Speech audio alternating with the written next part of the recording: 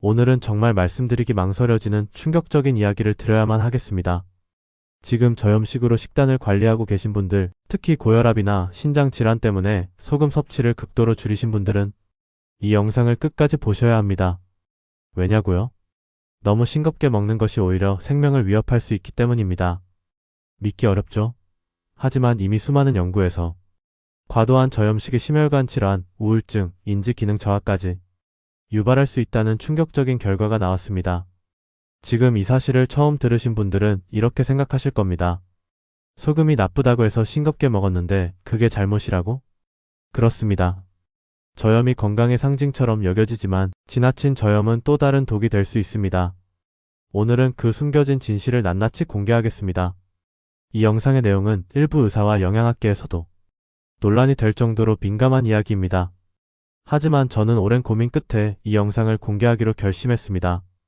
이야기는 전북 전주에 사시는 68세 김기석 어르신의 사례로 시작됩니다. 김 어르신은 10년 전 고혈압 진단을 받은 뒤 의사의 권유로 극단적인 저염식을 시작했습니다. 국찌개는 물론 김치도 끊었죠. 소금 대신 레몬즙과 허브만 사용했고 가족들은 아버지 밥이 너무 밍밍하다며 걱정했습니다. 하지만 김 어르신은 소금은 독이다라고 말하며 꿋꿋하게 식단을 지켰습니다. 그런데 1년 뒤 김 어르신은 뜻밖의 병을 진단받았습니다. 저나트륨 혈증 체내 나트륨이 지나치게 낮아 혈압이 급격히 떨어지고 심한 피로감과 어지럼증, 심지어 실신까지 일으키는 질환이었습니다. 서울대병원 내분비내과 이현주 교수는 이렇게 말했습니다. 많은 시니어들이 소금적 건강으로 착각하지만 나트륨은 신경과 근육이 움직이기 위한 필수 전해질입니다. 너무 줄이면 몸의 균형이 무너집니다. 김 어르신의 혈중 나트륨 농도는 정상보다 20%나 낮았고 심박수가 불안정해 응급실로 이송되기까지 했습니다. 놀라운 점은 그분이 한동안 혈압은 정상이었지만 몸은 무너지고 있었다는 것입니다. 이것이 바로 오늘의 첫 번째 충격적인 비밀입니다. 저염식이 고혈압을 막을 수는 있어도 과도한 저염은 생명을 위협한다. 미국 하버드 의과대학 연구팀은 소금 섭취가 너무 적은 그룹에서 오히려 심근경색 발생률이 27% 높았다는 결과를 발표했습니다. 이유는 명확합니다. 나트륨이 부족하면 혈액의 삼투압이 깨져 심장이 더 강하게 뛰어야 하기 때문이죠. 즉 심장에 더 큰 부담을 주게 됩니다. 두 번째 충격적인 비밀은 바로 노인의 기억력입니다. 일본 규슈대 연구팀은 65세 이상 노인 1000명을 대상으로 식습관과 인지 기능을 추적했습니다. 그 결과 지나치게 싱겁게 먹는 그룹에서 치매 발병률이 1.8배 높았다는 결과가 나왔습니다. 교수진은 저염식이 뇌의 나트륨 균형을 무너뜨려 신경세포 간 신호 전달이 약해진다고 분석했습니다. 한마디로 너무 싱거우면 머리가 느려진다는 이야기입니다. 그렇다면 도대체 어느 정도의 염분이 적당한가? 세계보건기구 WHO는 하루 2000mg 이하의 나트륨 약 5g의 소금을 권장하지만 이는 고염식 국가 기준의 상한선입니다. 시니어의 경우 체중 활동량, 땀 배출량에 따라 필요한 나트륨이 달라집니다. 즉 개인 맞춤 저염식이 필요합니다. 이번엔 충격적인 실제 사례를 하나 더 들어볼까요? 부산에 사시는 72세 이정자 할머니는 수년간 저염식을 유지하다가 어느 날 갑자기 다리에 힘이 풀렸습니다. 검사 결과 저나트륨으로 인한 근육 경련과 탈수. 병원에서는 즉시 소금물 주사를 투여했고 단 하루 만에 컨디션이 회복되었습니다. 그녀는 이렇게 말했습니다. 나는 소금을 끊었는데 결국 소금이 나를 살렸어요. 서울성모병원 영양학과 박진수 교수는 말합니다. 나이가 들면 신장에서 나트륨을 보유하는 능력이 떨어집니다. 따라서 무염식은 매우 위험합니다. 뇌기능 저하, 우울감, 근육 약화가 동시에 올 수 있습니다. 그렇습니다. 우리가 흔히 짠 음식을 피하라고 하지만 짠맛 자체보다 균형이 중요한 것입니다. 자, 이제 두 번째 이야기를 해드리겠습니다. 충북 청주에 사는 정혜숙 할머니의 사례입니다. 평생 싱겁게 먹는 습관을 유지해오던 할머니는 최근 들어 이유 없는 피로와 가슴 두근거림, 심지어는 숨이 막히는 느낌까지 경험하셨습니다. 검사 결과는 충격적이었습니다. 심장 부정맥 저나트륨 혈증. 담당 의사는 이렇게 말했습니다. 나트륨이 부족하면 전해질 불균형으로 심장의 전기 신호가 흐트러집니다. 마치 전선이 끊긴 것처럼요. 그렇다면 도대체 어디까지가 너무 싱거운 걸까요? 대한영양사협회는 이렇게 설명합니다. 국 한 그릇의 나트륨이 600mg 이하이면 이미 저염식 수준입니다. 하루 3끼 모두 그렇게 먹으면 위험합니다. 즉 하루 3끼 전부 싱겁게 먹는 건 몸의 전해질 균형을 완전히 무너뜨릴 수 있습니다. 그렇다고 또 짜게 먹으라는 뜻일까요? 아닙니다. 오늘의 핵심은 바로 균형 잡힌 염분 섭취입니다. 서울 아산병원 연구팀은 65세 이상 노인 800명을 조사한 결과 적당히 간을 맞춘 식사를 하는 그룹이 무염식 그룹보다 혈압 조절과 신장 기능이 더 안정적이었다고 발표했습니다.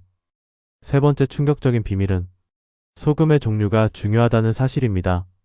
정제소금은 염화나트륨 외에 다른 미네랄이 거의 없지만 천일염, 축염, 히말라야 소금에는 마그네슘과 칼륨이 함께 들어있어 체내 균형을 맞춰줍니다. 서울대 식품영양학과 이은지 교수는 말합니다. 적절한 소금의 종류를 선택하는 것만으로도 혈압 상승 위험을 15% 낮출 수 있습니다.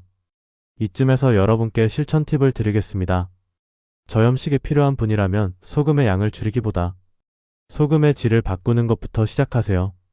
일반 정제소금, 천일염으로 교체. 식사 후 충분한 수분 섭취. 하루 12끼는 국물 없이 건더기 위주 식사. 땀을 많이 흘린 날에는 오이 소금물 1컵 소량. 이렇게만 해도 전해질 균형이 무너지지 않습니다. 그런데도 여전히 소금은 독이라고 생각하신다면 한 가지 실험을 해보세요. 아침 공복에 손톱을 눌러보세요. 하얗게 돌아오는데 3초 이상 걸린다면 몸이 이미 전해질 불균형 상태일 수 있습니다. 그럴 때는 아주 소량의 미네랄 소금을 물에 타서 드세요. 몸이 금세 가벼워질 겁니다. 이제 네 번째 충격적인 사실입니다. 너무 싱겁게 먹으면 우울해진다. 미국 예일대 정신의학과 연구에 따르면 저염식 그룹은 정상 염분 그룹보다 우울감 무기력 감수면 장애가 30% 이상 높았습니다. 나트륨은 세로토닌과 도파민 분비를 조절하는 뇌의 전해질 균형에 관여하기 때문입니다. 즉 싱거운 팝상은 마음까지 밍밍하게 만든다는 말입니다. 자, 이제 가장 궁금한 질문. 그럼 얼마나 어떻게 먹어야 안전할까? 서울성 모병원 영양팀은 이렇게 권장합니다. 하루 총 나트륨 약 1800에서 2400mg. 하루 소금 기준 5에서 6g 작은 티스푼 1. 국물은 3분의 1만, 반찬은 간을 줄이되 버무림류는 허용. 즉 무조건 싱겁게가 아니라 조절된 맛이 정답입니다. 이제 정말 중요한 부분입니다. 소금이 부족하면 생길 수 있는 대표 증상 5가지입니다. 이유 없는 피로와 무기력, 손발 저림 근육 경련, 어지럼증 실신, 집중력 저하, 불면 우울감. 이 5가지가 자주 반복된다면 과도한 저염식을 의심해야 합니다. 그렇다면 어떻게 균형을 회복할 수 있을까요? 저염식을 하고 싶다면 바른 조합을 기억하세요. 1. 소금 대신 미역국 다시 마육수 활용 천연 나트륨과 요오드 보충. 2. 칼륨이 풍부한 채소 시금치, 토마토 나트륨 균형 조절. 3. 수분 충분히 섭취 하루 1.5리터 이상. 이 3가지만 지켜도 안전합니다. 자, 이제 정말 놀라운 비밀을 하나 더 알려드릴게요. 소금 섭취 시간대에 따라 혈압이 달라진다. 일본 도호쿠대 연구팀은 아침에 소금을 섭취한 그룹과 밤에 섭취한 그룹을 비교했는데 밤에 짠 음식을 먹은 그룹은 수면 중 혈압이 평균 15mmHg나 더 높았습니다.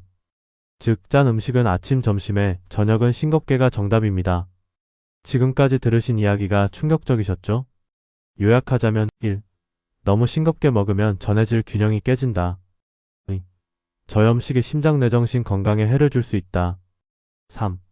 염분의 질과 시간대가 중요하다. 4. 균형 잡힌 식사가 진짜 건강이다. 다음 영상에서는 잠들기 전 먹으면 혈압을 안정시키는 기적의 음식에 대해 알려드리겠습니다. 놀라운 비법이 공개될 예정이니 절대 놓치지 마세요.